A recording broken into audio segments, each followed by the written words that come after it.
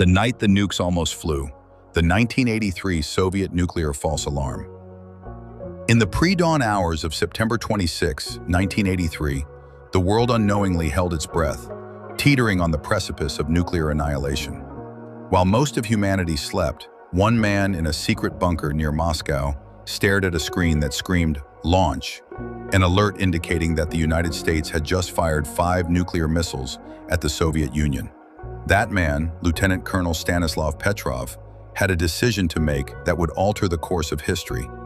The Cold War was at a fever pitch. Just 3 weeks prior, the Soviets had shot down a Korean Airlines passenger jet, killing all 269 people aboard, including a U.S. congressman. Tensions were raw, and the protocol for Petrov, the duty officer at the Serpukhov 15 Command Center, was clear.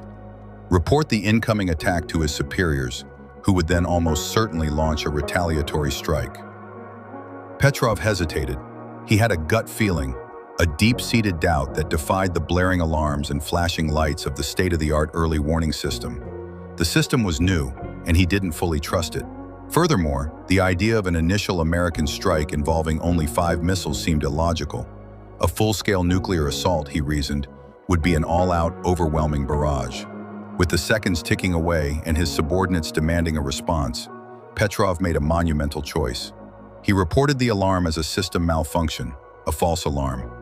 He was gambling the fate of the world on his intuition. If he was wrong, Soviet cities would be incinerated in minutes with no retaliation. If he was right, he would have single-handedly prevented World War III. As we know today, Petrov was right. The alarm was later found to have been triggered by a rare alignment of sunlight on high-altitude clouds, which the satellite-based system had mistaken for the engine flare of intercontinental ballistic missiles. His defiance of protocol was initially praised by some, but the incident was a deep embarrassment for the Soviet military. Petrov was neither rewarded nor punished, but rather sidelined and retired with a modest pension.